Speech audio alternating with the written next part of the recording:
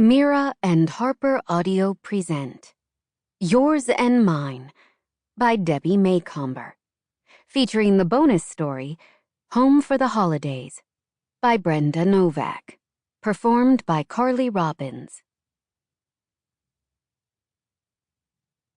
1. Mom, I forgot to tell you. I need 24 cupcakes for tomorrow morning. Joanna Parsons reluctantly opened her eyes and lifted her head from the soft feather pillow, squinting at the illuminated dial of her clock radio.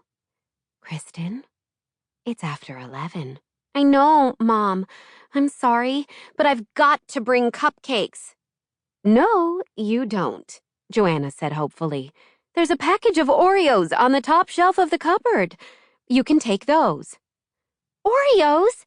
You've been hiding Oreos from me again? Just what kind of mother are you?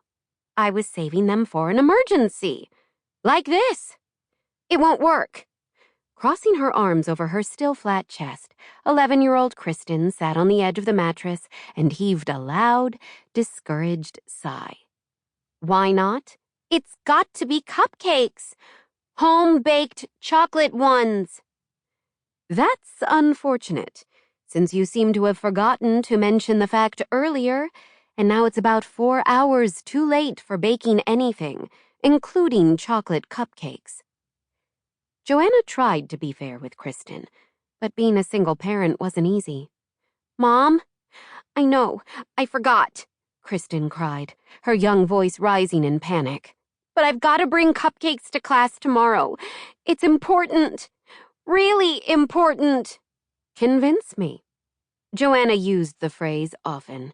She didn't want to seem unyielding and hard-nosed. After all, she'd probably forgotten a few important things in her 30-odd years, too. It's Mrs. Eagleton's last day as our teacher. Remember I told you her husband got transferred and she's moving to Denver? Everyone in the whole class hates to see her go, so we're throwing a party. Who's we? Nicole and me, Kristen answered quickly. Nicole's bringing the napkins, cups, and punch, and I'm supposed to bring homemade cupcakes. Chocolate cupcakes. Mom, I've just got to. Nicole would never forgive me if I did something stupid like bring store-bought cookies for a teacher as wonderful as Mrs. Eagleton. Kristen had met Nicole almost 5 months before at the beginning of the school year, and the two girls had been as thick as gnats in August from that time on. Shouldn't the room mother be organizing this party? That made sense to Joanna. Surely there was an adult who would be willing to help. We don't have one this year. Everyone's mother is either too busy or working. Joanna sighed. Oh, great. She was going to end up baking cupcakes until the wee hours of the morning. All right, she muttered, giving in to her daughter's pleading. Mrs. Eagleton was a wonderful teacher, and Joanna was as sorry as Kristen to see her leave. We just couldn't let Mrs. Eagleton move to Denver without doing something really nice for her, Kristen pressed. Although Joanna agreed, she felt that Oreos or Fig Newtons should be considered special enough, since it was already after 11. But Kristen obviously had her heart set on home-baked cupcakes. Mom? Even in the muted light, Joanna recognized the plea in her daughter's dark brown eyes. She looked so much like Davy that a twinge of anguish worked its way through Joanna's heart. They'd been divorced 6 years now, but the pain of that failure had yet to fade. Sometimes, at odd moments like these, she still recalled how good it had felt to be in his arms, and how much she'd once loved him. Mostly, though, Joanna remembered how naive she'd been to trust him so completely.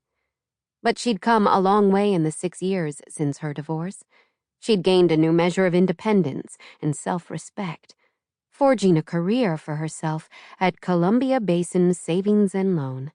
And now she was close to achieving her goal of becoming the first female senior loan officer.